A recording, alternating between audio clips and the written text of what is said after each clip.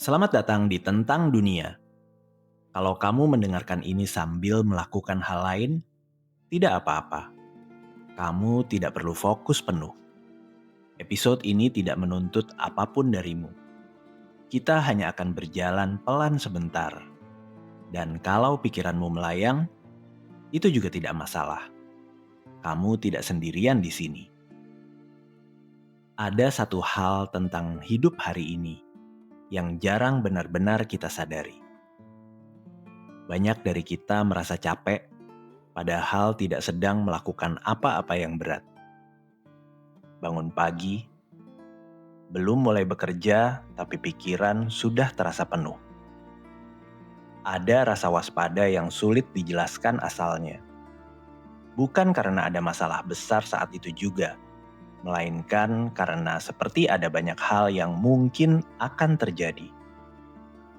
Kalau kamu mendengarkan ini sambil membuka ponsel atau layar lain, mungkin sekarang kamu bisa berhenti sebentar. Bukan untuk fokus ke sini, hanya untuk menyadari satu hal sederhana. Tubuhmu sedang duduk, dan saat ini kamu tidak sedang dikejar apapun. Dulu, hidup manusia tidak seperti ini. Ancaman datang dalam bentuk yang jelas. Kalau ada bahaya, kita tahu harus bereaksi. Kalau bahaya lewat, tubuh bisa tenang kembali.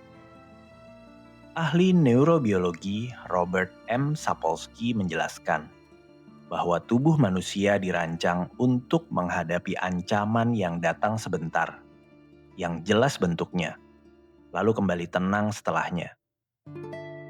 Dalam bukunya Why Zebras Don't Get Ulcers tahun 2004, ia menunjukkan bahwa sistem stres kita bekerja paling baik ketika ada awal dan ada akhir. Sistem ini tidak dirancang untuk tekanan psikologis yang abstrak, berkepanjangan, dan tanpa akhir yang jelas. Karena dalam kondisi seperti itu, respon stres tetap aktif terlalu lama. Sekarang, keadaannya berbeda. Ancaman tidak selalu hadir di depan mata, tapi hampir selalu ada di pikiran. Kita memikirkan ekonomi, masa depan, kesehatan, keamanan, bahkan hal-hal yang belum tentu terjadi.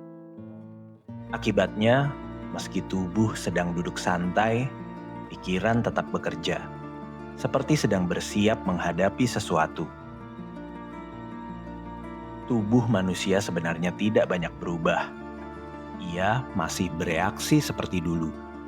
Yang berubah adalah dunia di sekitarnya, yang bergerak jauh lebih cepat. Informasi datang tanpa jeda, dari pagi sampai malam. Dan otak kita jarang diberi tanda sederhana bahwa semuanya aman untuk sementara waktu.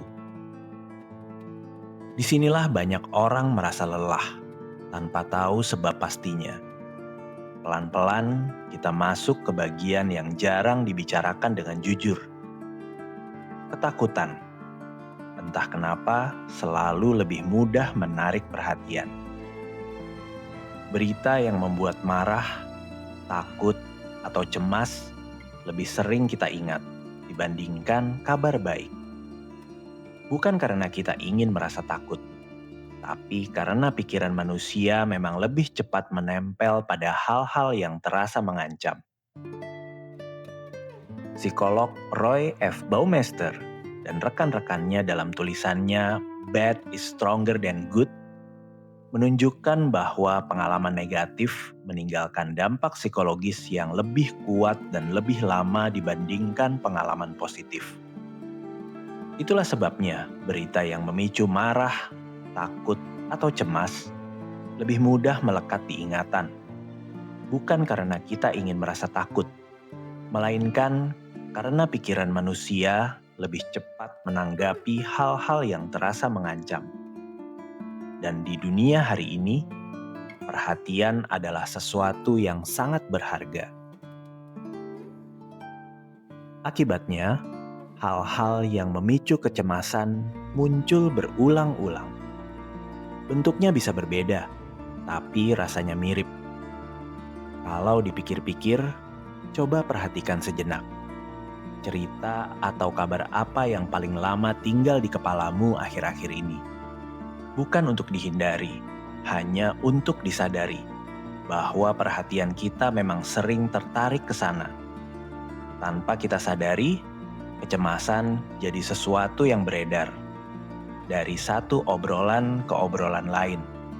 Dari satu generasi ke generasi berikutnya. Banyak orang tua tumbuh di masa krisis. Mereka membawa cerita tentang kekurangan, tentang ketidakpastian, tentang pentingnya selalu bersiap. Sebagian cerita itu diucapkan, sebagian lagi hadir lewat sikap dan kebiasaan. Anak-anak tumbuh dengan perasaan harus hati-hati, harus aman, harus siap, tapi seringkali tidak pernah benar-benar tahu siap untuk apa. Kalau kamu sering merasa cemas tanpa alasan yang jelas, mungkin itu bukan karena kamu lemah. Mungkin ada rasa takut yang memang sudah lama ada, dan tanpa sadar ikut kamu bawa. Kalau begitu mungkin kamu tidak perlu terlalu keras pada dirimu sendiri. Di titik ini, ceritanya berubah pelan-pelan. Muncul satu pertanyaan sederhana yang jarang kita beri waktu untuk benar-benar dipikirkan.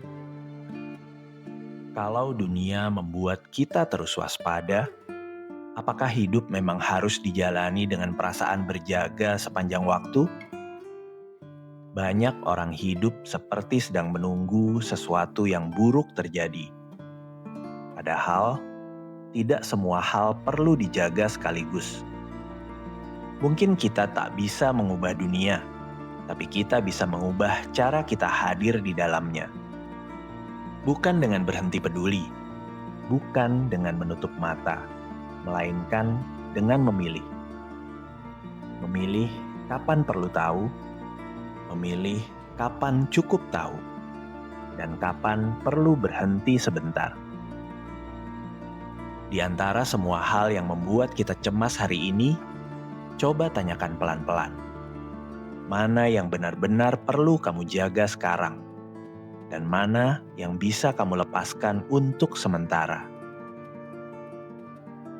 Cara bertahan tidak selalu berarti menambah kekuatan. Kadang justru dengan mengurangi beban. Membatasi informasi bukan berarti bodoh. Memilih jeda bukan berarti lari.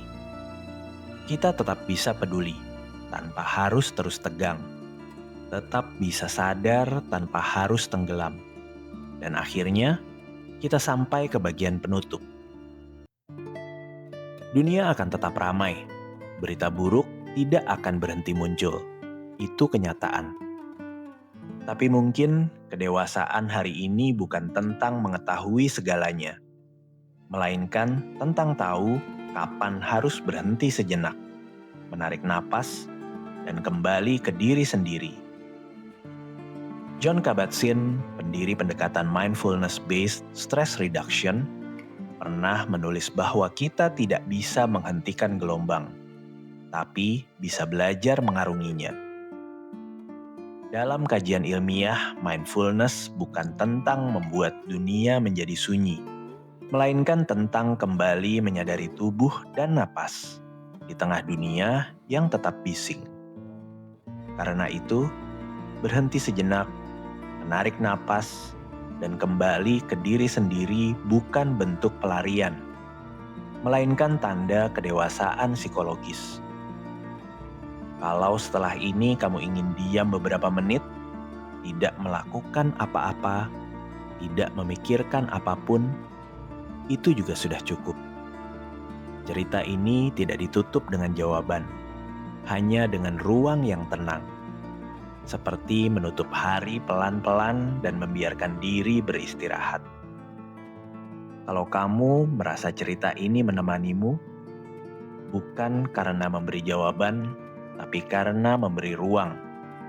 Disitulah tentang dunia ingin berada. Kita akan bertemu lagi, membicarakan dunia pelan-pelan, satu hal pada satu waktu. Untuk sekarang, kamu boleh berhenti di sini.